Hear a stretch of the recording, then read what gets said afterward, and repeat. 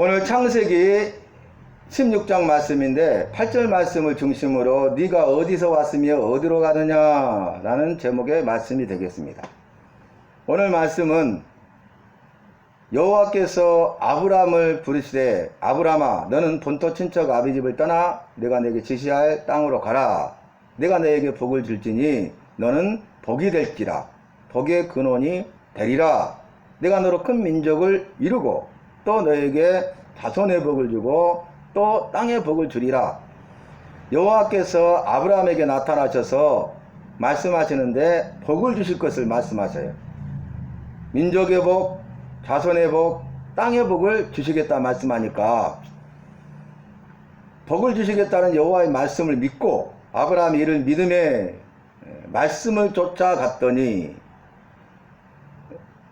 지시할 땅으로 갔어요. 그래서 이른 땅이 가나안 땅입니다. 그런데 가나안 땅에 도착했을 때에 그 땅에 기근이 있었어요. 먹을 양식이 없죠. 그런데 그 땅에 기근이 심함으로 이에 아브라함이 애굽으로 내려갔더니, 자, 이미 말씀을 전했습니다. 아브라함이 애굽으로 내려갔는데 여호와께 묻지 아니하고 자신의 생각과 자신의 방법대로 애굽으로 내려간 거죠. 왜냐하면 가나안은 심한 기근으로 인해서 먹을 양식이 없고 굶어 죽게 생겼잖아요. 죽으면 아무 소용이 없다. 그런데 이미 말씀드린 대로 여러분, 우리가 어떤 고난과 환난 가운데 있다 할지라도, 죽음의 위기 가운데 있다 할지라도 믿음의 사람들은 여호와를 믿고 여호와의 말씀을 믿기 때문에 무슨 일을 하기 전에 먼저 여호와께 물어야 할 것입니다. 그래서 성경이 바르게 기록된다면 그 땅의 기근이 심함으로 아브라함이 여호와께 부르짖음에 여호와께서 들으시고 응답하시되 아브라함아 너는 애굽으로 내려가라 하시매 이에 아브라함이 애굽으로 내려갔더니 이렇게 기록되어야 되지 않겠습니까? 그래서 결국 그곳에서 자신의 아내 사례를 누이라고 속이고 거짓말하는 죄를 범하게 됐죠. 그런데 주의 은혜로 여호와께서는 아브라함을 부르시고 아브라함에게 복을 주실 것을 약속하시고 아브라함을 가나안 땅으로 인도하셨잖아요. 그래서 그럼에도 불구하고 그 약속을 이루십니다. 그래서 이제 애굽 바로의 손으로부터 사례를 지키시고 그곳에서 나올 때 이에 아브라함이 은금과 육축이 풍부하였더라. 그럼에도 불구하고 여호와께서 그들을 지켜주시고 절제절명의 위기 가운데 구원해 주시고 육축과 은금이 풍부하다고 모든 필요하실 것을 채워주셨잖아요. 근데 오늘 말씀 보면은 이제 아브라함이 75세 때에 복을 주실까라는 여호와의 말씀 부르심을 받고 10년이 지나요. 85세가 되죠. 10년이 지났는데 아직도 무자예요. 사례가 여호와께서 나의 출산을 허락하지 아니하셨으니 무자한 거죠. 뭐라고 말을 합니까? 아브라함에게 내 종 하갈에게 여종 하갈에게 들어가라. 내가 그로 인하여 자녀를 얻을까 하노라. 이렇게 이야기하지 않습니까? 그러니까 10년이 지났는데도 자손의 복을 주시겠다고 말씀하셨는데 그 말씀의 약속이 이루어지지 않으니까 사례가 조급한 거죠. 그래서 아브라함에게 제안하는데 아브라함도 여종 하갈에게 들어갑니다. 그러니까 사례나 아브라함이나 여호와께서 하신 약속의 말씀에 대한 믿음이 약한 거죠. 믿음이 없는 거죠. 하신 약속의 말씀을 반드시 이루시는 여호와이심을 믿었다면 10년이 지났어도 무자했어도 버티고 견뎌야 되지 않겠습니까? 여호와께서 일하실 때까지 자녀를 달라고 여호와께 부르짖어 간구하고 주님이 주실 때까지 믿음으로 인내하고 기다려야 되지 않겠습니까? 이때 당시에는 자녀를 낳으면 여호와께로부터 신으로부터 복을 받은 거예요. 그러나 자녀를 낳지 못하면 신으로부터 저주를 받은 것이에요. 사례는 나이가 많아 늙었지만은 자녀를 갖지 못했잖아요. 그러니까 저주를 받은 것이잖아요. 쉽게 말하면. 사람들이 눈을 의식하게 되잖아요. 그래서 마음이 조급한 것이고 믿음이 없어서 내 여종 하갈에게 들어가서 동치 마라. 내가 그로 인하여 아들을 얻을까 하노라. 이렇게 제안을 하고 아브라함도 믿음이 없었기 때문에 믿음이 흔들렸기 때문에 사례의 말을 듣고 여종 하갈에게 들어가 동침하여 결국 어떻게 됩니까? 임신하게 돼요. 사례는 여주인이고 하갈은 여종입니다. 신분이 분명하죠. 이 하갈은 누굽니까? 애굽에서 데려온 여종이에요. 아까 말씀드린 창세기 13장에 그 땅에 가나안 땅에 기근이 심함으로 애굽으로 내려갔다가 다시 돌아올 때에 데리고 온 종들의 하나가 하갈입니다. 그래서 여주인 사례와 여종 하갈이었을 때는 서로 관계 가운데 평화가 있었어요. 그 가정에 평화가 있었어요. 그런데 여종 하갈이 임신한 사실을 깨닫게 되고 여주인 사례를 멸시하게 돼요. 그리고 이 일로 인하여서 여주인 사례는 여종 하갈을 학대합니다. 관계가 파괴되어져요. 평화가 깨집니다. 개인의 평화, 가정의 평화가 깨져버립니다. 그래서 이제 사례가 하는 말이 뭡니까? 아브라함에게 제안해요. 이 일에 대해서 당신이 어떻게 할까를 여호와와 나 사이에 여호와가 판단하기를 원한다.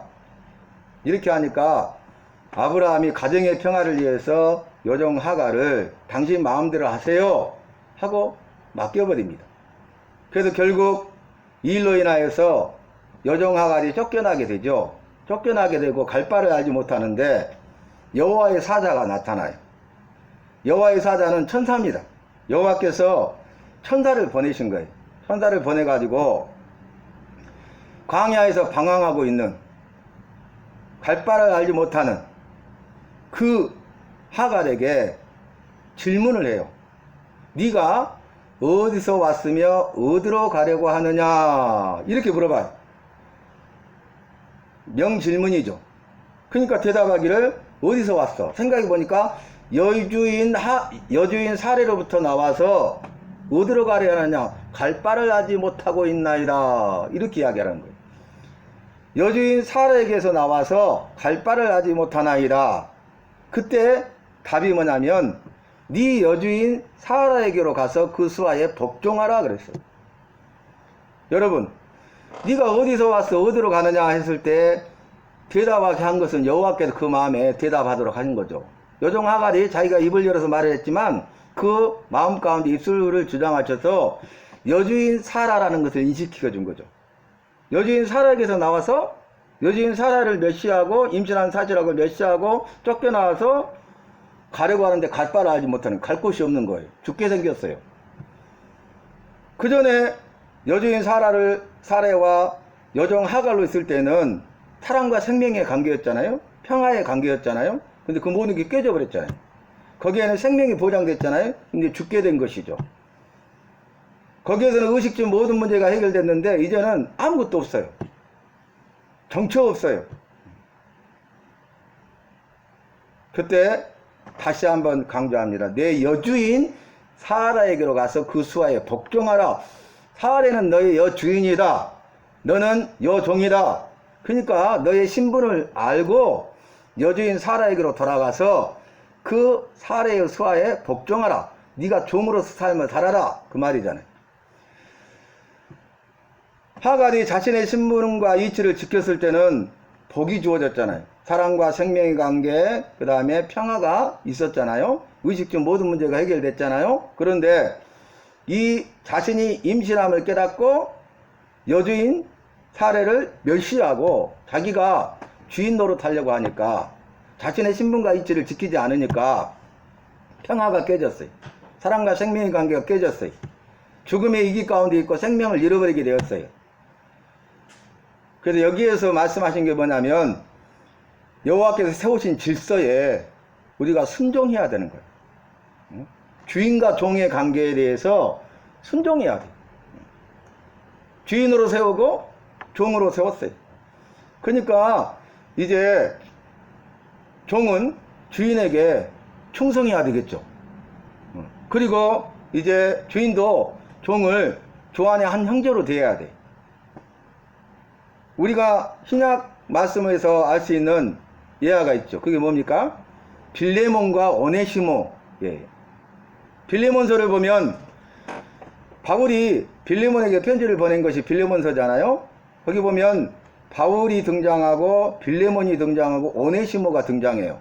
그런데 그 말씀을 보면 빌레몬은 주인이고 오네시모는 종이에요. 그때 당시에는 이제 종은 재산 목록이요. 중요한 재산 중에 하나예요. 사고 팔고 매매를 했어요. 그래서 재산으로 보기 때문에 주인의 말에 순종해야 돼. 충성해야 돼. 주인의 말을 듣지 않으면 매를 때리고 감옥에 가두고 심지어 죽이기까지 했어요. 그런데 오네시모는 충성해야 되는데 불성실했어요. 불충성했어요. 주인의 말을 듣지 않았어요. 게으르고 불의하고 악한 종이죠. 그런데 더 놀라운 것은 도망가 버렸다는 거예요. 도망가면은 끝까지 추격에서 붙잡아서 죽입니다. 그때 당시에는 배신한 거죠. 주인을 배신한 거예요. 그 관계를 파기한 거예요. 그런데 오네시모가 도망가서 누구를 만나요? 바울을 만나게 되고 바울이 전한 복음을 통해서 회심하고 구원받은 백성이 돼요. 그러니까 이 사실을 알게 된 바울이 그와 친한 빌레몬에게 편지를 보낸 거죠. 오네시모가 구원받은 백성이 되었으니 더 이상 종으로 대하지 말고 주 안에서 한 형제로 대해다오. 내가 부탁한다. 먼저 뭐라 합니까? 내가 부탁할 것이 있다. 근데 내가 부탁한 것을 빌레몬 당신이 들어줄 것을 나는 믿고 확신한다. 그러면서 오네시모 이야기를 하죠. 오네시모가 회심하여 구원받고 주 안에 한 형제가 되었으니 이제는 빌레몬이여 오네시모 게으르고 악한 종 그리고 도망해버렸던 그 종 죽게 된 종 잃어버린 종 여러가지 재산상의 피해를 준 그 종으로 대하지 말고 그리스도의 사랑으로 용서하고 사랑하라. 그래서 더 이상 종으로 대하지 말고 주 안에 한 형제로 대해달라. 이렇게 부탁하는 말씀이 빌레몬서 아니겠습니까? 여러분 정말 주님의 역사하심이 대단하죠. 오네시모와 같은 자를 회심시켜서 변화시켜서 예수 믿고 구원받게 하시는 주님의 역사가 얼마나 위대하고 대단합니까? 무익하고 쓸모없는 불의하고 악한 죽을 수밖에 없는 종을 그의 심령을 변화시켜서 새 사람이 되게 하셨잖아요. 바로 내가 오네시모와 같은 자 아닙니까? 불의하고 악한 자잖아요. 불충성한 자잖아요. 무익한 자잖아요. 주인에게 손해를 끼쳤던 자잖아요. 아무짝에도 쓸모없고 죽을 수밖에 없는 주님의 품을 떠나서 대적한 악한 종 아닙니까? 그런데 주님의 역사는 대단한 거예요.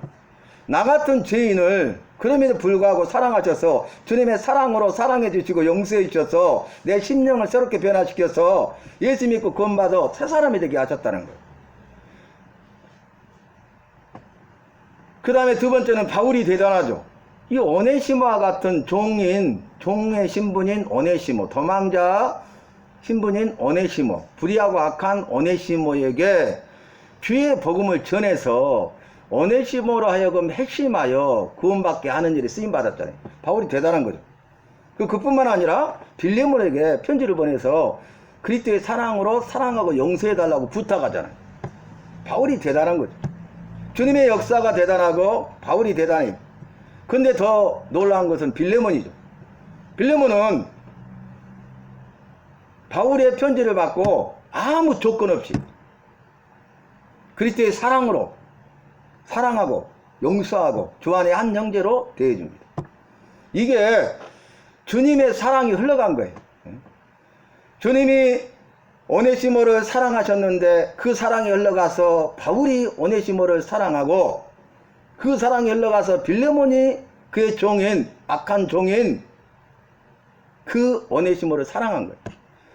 주님의 용서가 흘러가서 바울이 오네시모를 용서하고 빌레몬이 오네시모를 용서한 거예요. 지금 이 시대도 마찬가지입니다. 우리의 삶도 마찬가지입니다. 주님의 사랑이 흘러가야 돼요. 주님의 용서가 흘러가야 돼요. 그 말은 주님의 사랑이 있어야 되고 주님의 용서가 있어야 된다는 거죠. 우리의 삶 가운데 나의 삶 가운데. 그런데 주님의 사랑이 없고 주님의 용서가 없기 때문에 관계가 파괴되는 거예요. 뭐 가정도 마찬가지고 우리 직장도 마찬가지고 우리 동료나 친구들 대인관계 모든 것들이 다 파괴된다는 거예요. 이 배후에는 누가 있습니까? 누가 지금 조종하고 있습니까? 악한 사탄 마귀가 조종하고 있는 거예요. 공중의 권세 잡은 자로서 이 세상에서 미혹하고 있는 거죠. 나를 미혹하고 너를 미혹하고 우리를 미혹하는 걸. 그래서 가정이 넘어지게 하고 직장이 넘어지게 하고 뭐 동료나 친구나 또 모든 대인관계가 파괴되도록 하는 그런 장본인 약한 사탄 마귀가 그 배후에 있다는 사실을 우리는 알아야 돼. 근데 영적인 문제이기 때문에 영적인 싸움이기 때문에 우리는 말씀을 깨달아 알아야 되고 그 약속의 말씀을 붙들고 주님을 닮아감으로 주님의 사랑이 주님의 용서가 우리 안에 임하고 우리 안에 임한 주님의 사랑과 주님의 용서로 사랑하고 용서함으로써 서로 화합하고 하나 되고 성령이 하나 되게 하신 것을 힘써 지켜야 한다는 것입니다. 네가 어디서 왔으니 어디로 가느냐? 이 여호와께서 여호와의 천사를 보내서 하갈에게 한 질문은 바로 우리에게 나에게 하신 말씀이에요. 나에게 묻는 거예요. 예배드리는 나에게 각자 우리 한 사람 한 사람에게 네가 어디서 왔으니 어디로 가려느냐 물어봐요. 어디서 왔습니까? 어디로 가고 있습니까? 많은 철학자들이 우리가 어디서 왔고 무엇을 위해 살아야 되고 어디로 갈 것인가 질문했어요. 그런데 많은 철학자들이 질문했지만 여기에 대한 답을 하지 못했어요. 그런데 성경은 그걸 증거하고 있잖아요. 우리가 어디서 왔어요? 여호와께로부터 왔어요. 여호와께서 우리를 만드시고 부모를 통해서 이 땅에 태어나게 하셨네요. 여호와께로부터 왔어요. 무엇을 위해 살아야 돼? 먹든지 마시든지 무엇을 하든지 다 여호와의 영광을 위해 살아야 돼. 어디로 갑니까? 여호와께로. 본래의 고향, 본향, 천국으로 가는 거예요. 그래서 우리 본래의 고향은 이 땅에 있지 않냐고 저 영원한 세계에 있기 때문에 천국에 있기 때문에 이 땅에서 하면 잠시 잠깐 나그네 인생이라는 거예요. 본향, 본래의 고향으로 돌아가야 된다 그 말이. 우리가 여행지를 가면은 그곳이 아무리 화롭고 좋아도 아무리 고급스러운 음식들이 즐비해도 볼거리가 많아도 그것은 내가 살 곳이 아니잖아요. 잠시 머무르는 곳이잖아요. 돌아와야 돼요. 제가 항상 누누이 말을 하지만 뭐 국내에서 가든 해외를 갔다 오든 강주에 진입만 하면 와 강주다 마음이 편해. 역시 우리 집이 최고야 이 말이 다 나오는 거예요. 이구동성으로 그 말을 해요. 본래의 고향 본향으로 우리는 소망을 둬야 돼. 이 땅에 살면 잠시 잠깐이고 나그네 인생이기 때문에 헛되고 헛된 것들이고 영원한 것이 없기 때문에 영원한 세계 영원한 것들을 위해서 우리가 살아야 되고 이 땅에서 잠시 잠깐 나그네 인생으로 살아갈 때 우리는 어떻게 해야 돼요? 믿음, 소망, 사랑으로 살아야 된다고. 믿음, 소망, 사랑 이 세 가지는 항상 있을 것이다. 그 중에 제일은 사랑이다 그랬지 않습니까? 여러분 그래서 천상병 시인은 그런 이야기를 했어요. 내가 이 땅에서 소풍을 잘하고 본래 집으로 돌아간다. 그 유명한 말을 했어요. 천상병 시인이. 그래서 사람들이 그걸 많이 인용했었잖아요. 이 땅의 삶을 죽음을 앞두고 이 땅의 삶을 뭐라고 하냐면 소풍으로 말해. 소풍. 소풍 나왔어.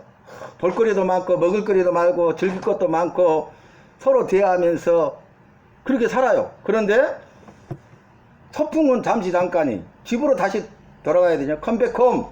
집으로 돌아가야 돼요. 다시 돌아가야 돼요. 그래서 이 땅의 소풍을 잘 마치고 나는 본래의 고향으로 본래의 집으로 돌아간다. 이렇게 이야기했잖아요. 네가 어디서 와서 어디로 가느냐? 이 질문을 여호와께서 천사를 통해서 명질문을 하신 거죠. 내 여주인 사라에게서 나와서 갈 바를 알지 못하나이다. 그러니까 네 여주인 사라에게로 가서 그 수하에 복종하라. 그러면서 내가 내 씨로 큰 민족을 이루리라고 약속해 주셔요. 그리고 아들을 낳을 것인데 이름을 이스마엘이라 하라 그랬어요. 여러분 여기 의미가 있어요. 소망을 불어넣어 준 거죠. 야 네가 여주인 사라에 가서 다시 네 신분과 이치를 지키는 것이 복이야. 파괴된 관계가 회복되고 사랑과 생명의 관계, 평화가 다시 이루어질 거야. 그뿐만 아니라 내 말에 순종해서 여주인 사라이 가서 순복하면, 수하에 복종하면 네 씨로 큰 민족을 이루겠다는 약속을 주신 거예요. 그러면서 분명하게 그 약속을 이루시겠다는 걸 보여주죠. 아들을 낳을 것이다. 이름을 이스마엘이라 하라. 이렇게 해요. 여러분, 그런데 이스마엘이라는 것은 무슨 뜻이냐면 여호와께서 들으심이라 라는 뜻이에요. 여호와께서 감찰하시는 여호와라고 그랬어요.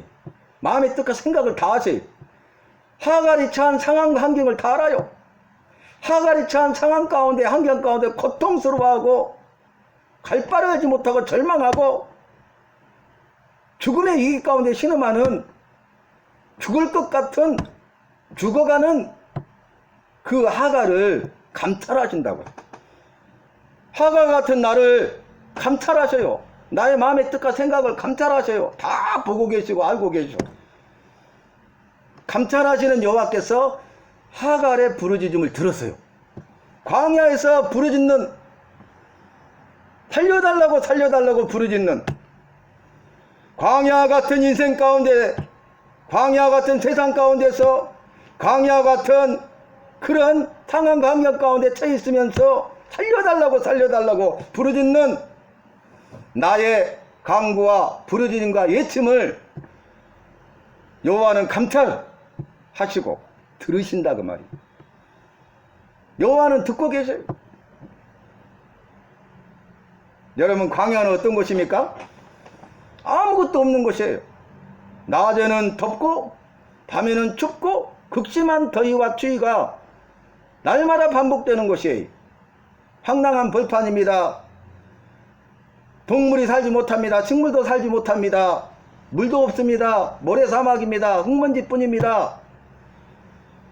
생명체가 생존할 수 없는 것, 아니 살 수 없는 것, 살아갈 수 없는 것, 죽을 것만 같은 것, 죽어가는 것. 여러분, 지금 미국에 가뭄이 있으니까 어떻게 됩니까? 소들이 너무 더워서 죽는 거예요. 혹시 보셨어요? 10만 마리 소가 어떻게 죽었냐면요, 너무 더우니까 하늘을 보고 뒤집어져 가지고 네 다리를 쫙 벌리고 죽었어. 때로 뒤집어져 갖고 죽었다니까요. 너무 더우니까, 가뭄 때문에. 광야는 이보다 더한 곳이에요. 그런데 광야는 어떤 의미가 있어요? 완전히 절망이죠. 희망이라고는, 소망이라고는 찾아볼 수 없는 100% 절망이잖아요. 그런데 놀라운 것은 반전이 있어요. 그것이 광야랄지라도 그 광야에 여호와의 말씀이 있어요. 그러니까 여호와의 말씀이 있으면 죽을 것 같은 광야에서도 살 수 있다 그 말이. 생명을 소생시키시고 영혼을 소생시키시는 여호와의 말씀이 있으면 된다 그 말이. 광야 같은 내 삶 속의 10년 가운데 여호와의 말씀이 있어야 된다는 거예요. 여호와의 말씀이 있으면 된다는 거예요. 그래서 세례 요한을 보내주셨잖아요. 예수님이 구원자로 오시기 전에 6개월 전에 세례 요한을 태어나게 하시고 세례 요한으로 하여금 광야에 외치는 자의 소리가 되게 하셨잖아요. 죄의 길을 예비하고 죄의 척정을 평탄케 하는 사명을 감당하게 했잖아요. 그래서 어디로 갑니까? 광야로 가요. 광야에서 뭐합니까? 여호와의 말씀을 전해요. 광야에 절망이었는데 세례 요한을 보내셔서 세례 요한을 통해서 그 광야에, 절망 가운데 있는 그 광야에 생명의 말씀, 여호와의 말씀을 선포하여 광야에 여호와의 말씀이 있게 하신 거예요. 그래서 생명의 역사가 이루어집니다. 많은 사람들이 광야로 가요. 아무도 광야에 가지 않았었거든요. 아무도 가지 않는 곳이에요. 광야는 갈 수 없는 곳이에요. 가서는 안 되는 곳이에요. 아무도 가지 않았어요. 그런데 아무도 가지 않는 그곳에 세례 요한을 보내셨어요.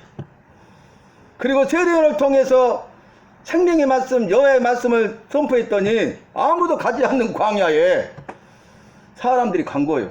가서 여호와의 말씀을 듣고 회개하고 세례를 받아 믿고 구원을 받는 거예요. 예요. 여호와의 말씀은 소생케 하고 살아나게 하고 살려내거든요. 그곳에 생명이 있거든요. 소망이 넘치거든요. 소망이 없고 절망 가운데 있던 광야가 소망으로 가득 차게 되고, 사망 가운데 가득 차 있는 광야가 생명으로 거듭나게 된 거예요. 절망이 변하여 소망이 되고 사망이 변하여 생명이 됐잖아요. 그래서 광야는 절망과 사망이 있는 곳이었는데, 절망과 사망뿐이었던 광야가 이제는 소망과 생명으로 가득한 땅이 되었다는 거예요. 이곳이, 지금 우리가 있는 이곳이 소망의 땅이고 생명의 땅으로 착각하고 살았는데, 저 광야는 절망의 땅, 사망의 땅으로 생각하고 살았는데, 알고 보니까 여호와의 말씀이 없는 이곳은, 여호와의 말씀이 없는 이곳은 절망의 땅이고 사망의 땅이고, 광야라 할지라도 여호와의 말씀이 있는 곳은 소망의 땅이고 생명의 땅이라는 것을 깨달았기 때문에 많은 사람들이 광야로 온 거예요. 교회가 자신의 신분과 이치를 지켜야 돼요. 성도가 자신의 신분과 이치를 지켜야 돼요. 그런데 자신의 신분과 이치를 지키지 못하니까 교회가 교회 사명 감당하지 못하고, 성도가 성도의 사명을 신분과 이치를 지켜야 되는데 그러지 못하니까 비난을 받는 거예요.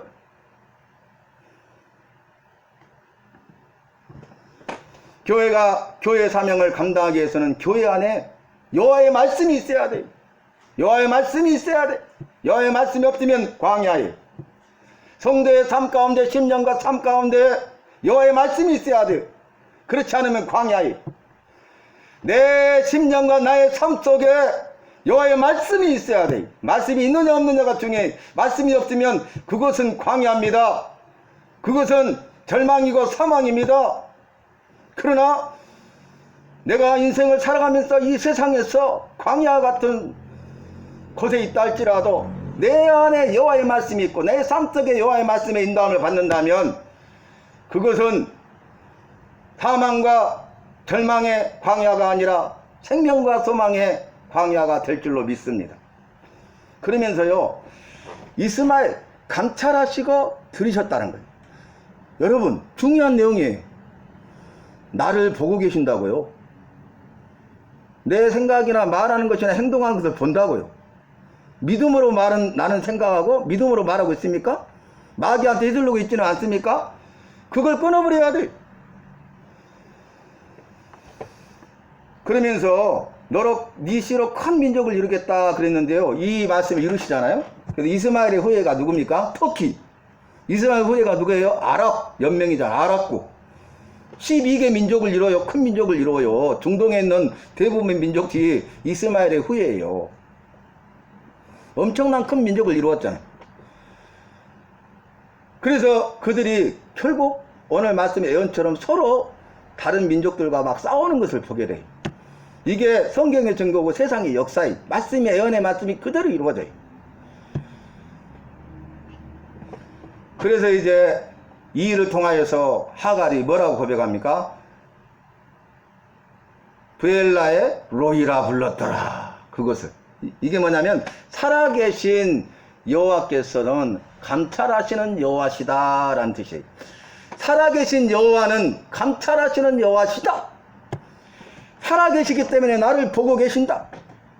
그 누구도 나와 함께하지 아니하고 사라뿐만 아니라 아브라함에게도 버림받고 모든 사람에게 버림받고 나 홀로 광야에 있는데, 죽음 가운데 있는데, 죽음을 앞두고 있는데, 절망 가운데 사망으로 가득 차 있고 두려워하고 있는데, 애로워하고 있는데, 슬퍼하고 있는데 누가 계신 거예요?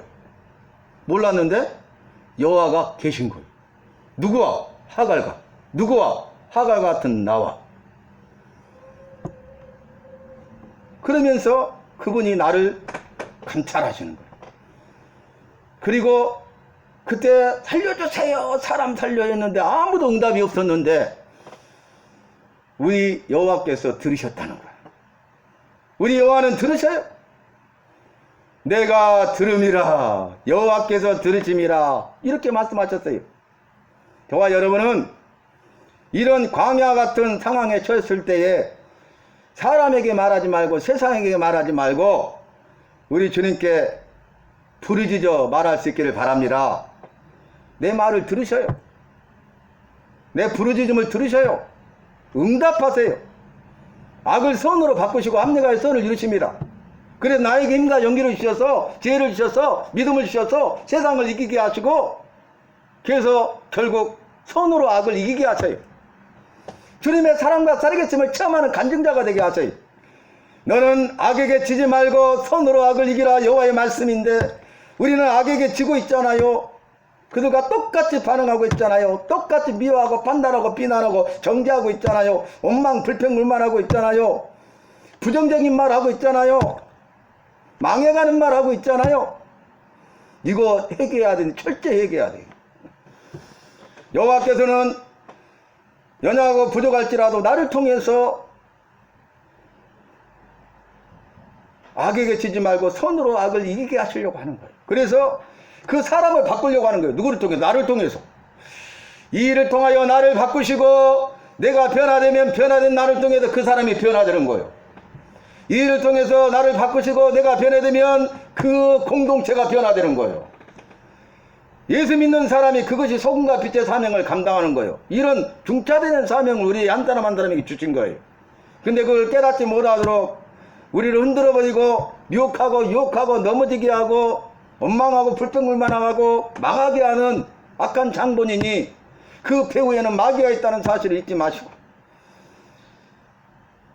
우는 사자같이 삼킬 자를 찾고 있고 우리를 삼켜버리려고 하는 악한 사탄 마귀로부터 승리할 수 있는 것은 여호와의 말씀이 있어야 된다는 거예요.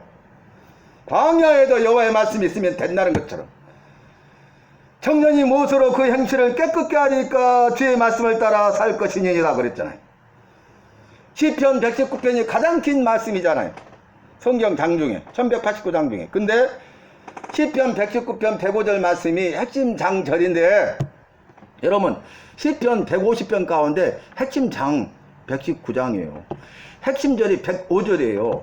청년이 무엇으로 그 행실을 깨끗게 하리까? 말씀과 교대의 삶을 살겠습니까? 거룩한 친백성으로 살겠습니까? 소금과 빛의 사명을 감당하겠습니다. 하겠습니까? 새벽에 이사했던 주의 청년으로 쓰임 받을 수 있겠습니까? 뭐라겠어요? 주의 말씀을 따라 삼갈 것이다 그랬어요. 주의 말씀을 따라 살 것이라 그랬어요. 주의 말씀이 있어야 되고 주의 말씀으로 살아야 말씀과 기도로 거룩해지고 거룩한 백성으로 살게 되고 새벽 기도 같은 주의 청년으로 살게 되고 소금과 빛의 사명을 감당하게 되고 히브리에서 나온 믿음의 사람들처럼 세상에 감당치 못할 자가 되는 거예요. 믿음의 사람들 이야기하면서 이들은 세상에 감당치 못할 자로다. 그걸 결론을 내렸잖아요. 근데 그들 앞에 수식어가 뭐예요? 믿음으로 나왔잖아요. 믿음으로 아벨은, 믿음으로 노아는, 믿음으로 아브라함은, 믿음으로 모세는, 믿음으로 다윗은 전부 다 믿음으로가 나와. 처음으로. 그 말은 뭐예요? 믿음으로 살아야 된다는 거예요. 믿음으로 살았다는 거예요.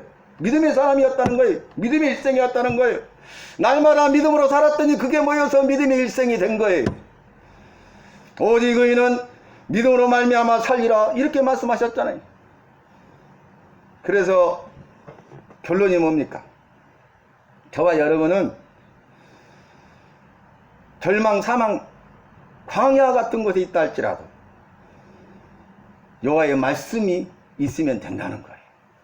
그래서 여호와의 말씀을 사모하고 여호와의 말씀을 따라 살고 여호와의 말씀에 붙들림바 되고 여호와의 말씀에 매인바 되고 여호와의 말씀이 이끌어가는 데는 인도하심을 받고 말씀을 따라 살면 여호와께서 말씀으로 우리를 지도하시고 교훈하시고 책망하시고 바르게 하시고 의로 교육시키셔서 능히 감당하게 하실 줄로 믿습니다. 승리하게 하실 줄로 믿습니다. 그래서 자신의 신분과 이치를 알고 지켜서 저주를 끊어버리고 주님이 주시는 진정한 복을 받아 누리는, 그래서 더 나아가 감찰하시는 여호와, 들으시는 여호와를 만나고 여호와의 말씀을 따라서 살아 승리하는 교회가 되고 성도가 되고 교회 안에 여호와의 말씀이 있으면 되고 성도의 삶 가운데 여호와의 말씀이 있으면 되는 거예요. 겉만 보는 게 아니에요. 이 예배당만 보는 게 아니에요. 크기를 보거나 사람의 많고 적음을 보는 게 아니에요. 사람은 싸움을 위하여 마병을 예비하거니와 나 여호와는 중심을 본다고 하셨고 싸움의 승리는 여호와께 있다고 그랬어요. 하나님의 미라를 통해서 많은 열매를 내게 하시는 우리 주님이세요. 주님께 인정받고 칭찬받으면 되는 거예요. 제가 오늘 오전에 은행 갔다 오다가 반갑게 이렇게 아는 분, 그분이 일신 아파트 살다가 부영 아파트 사시다가 텅 안 보였어. 몇 년 동안 우리 새벽기도 나오고 그랬잖아요. 수요일에 나오고. 그 집사님이 인사를 하는 거 보니까 너무너무 반가워요. 그 지금 안 보이시던데 어디 이사 가셨어요 그랬더니 서천동으로 이사 간 지 꽤 됐다는 거예요. 그래서 정말 오래간만에 뵀다고, 목사님도 그대로시다고, 교회랑 잘 있죠? 이렇게 반가워하는 거 봤어요. 그러면서 목사님 말씀이 너무 좋았는데 힘이 돼가지고 그러셨어요. 감사하네요. 그렇게 연기를 불어넣어 주시다 그랬더니 이신 아파트 사는 사람들이 다 알잖아요. 목사님 말씀 너무 좋다고 소문이 나가지고 그때 와서 듣고 그랬잖아요. 그 이야기를 하는 거예요. 주님이 위로하시는 것 같아요. 주님이 위로하신 것 같아요. 내가 주님 앞에서, 우리 주님은 감찰하시는 분이라고 했잖아요. 그거 들으신다고 했잖아요. 다 보고 계셔요. 삶을. 그리고 그 부르짖음을 들으셔요. 제가 예배하고 준비하는 것들을 주님이 다 보고 계시잖아요. 위로를 하시는 거예요. 이 말씀을 드리는 건 뭐냐면은, 하갈은 혼자였다고 생각했는데, 나 혼자였다고 생각했는데, 모든 사람에게 버림받았다고 생각했는데, 아무것도 할 수 없다고 생각했는데, 이제 죽음을 앞두고 있다고 생각했는데, 주님은 살리셨어요. 그리고 크게 쓰셔요.